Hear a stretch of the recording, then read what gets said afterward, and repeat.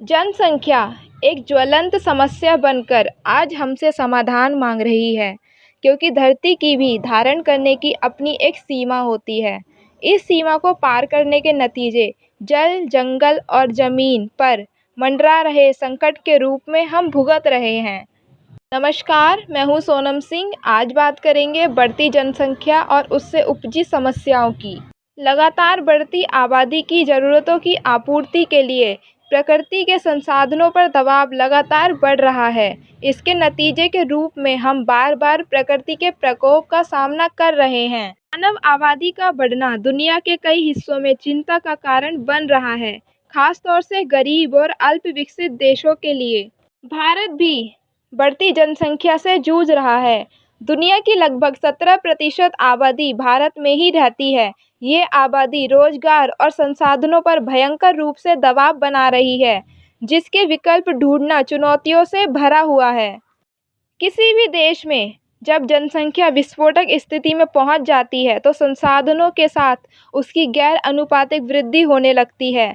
इसलिए जनसंख्या वृद्धि में स्थिरता लाना बहुत ज़रूरी है, क्योंकि भारत में 21वीं सदी में भी विकास की गति की अपेक्षा जनसंख्या वृद्धि दर बहुत ज़्यादा है। जनसंख्या की बढ़ती दर कई समस्याओं का कारण है। बढ़ती जनसंख्या के कारण ही बेरोजगारी की समस्या हर समय ही अधिक रही है। जनसंख्या विस्फोट के कारण सुविधाएं सिकुड़ने लगी हैं और दिनों दिन जीवन मुश्किल में पड़ रहा है। इसलिए मानव आबादी को कम या नियंत्रित करने के लिए ठोस कदम उठाने की ज़रूरत है। उनमें से हम कुछ की बात आगे करेंगे। ज़्यादातर देखा गया है, गरीब और अशिक्षित वर्गों के लोग परिवार नियोजन यानी फैमिली प्लानिंग स्कीम नहीं बनाते। इसीलिए सरकार को सभी वर्गों के लिए शिक्षा में अलख जगाने की ज़रूरत है।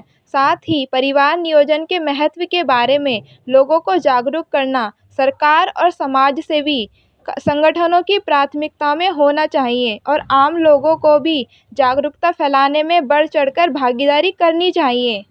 सरकार को करों से छूट या उन परिवारों को अन्य मौद्रिक लाभ प्रदान करने चाहिए जिनके पास केवल एक बच्चा है, ताकि आबादी को बढ़ाने में सहयोग करने वाले बर्थ रेट को कम करने को प्रोत्साहित हो सके। यह कदम आबादी नियंत्रण की दिशा में एक प्रभावी कदम हो सकता है। 2 से अधिक बच्चे वाले परिवारों पर सख्त से सख्त जुर्माना लगाना चाहिए। साथ ही किसी भी सरकारी या गैर सरकारी योजना में कोई लाभ नहीं मिलना चाहिए, क्योंकि जनसंख्या का विस्फोटक होना हमारे देश के हित में नहीं है। भारत में अनाथ बच्चों की संख्या अधिक है।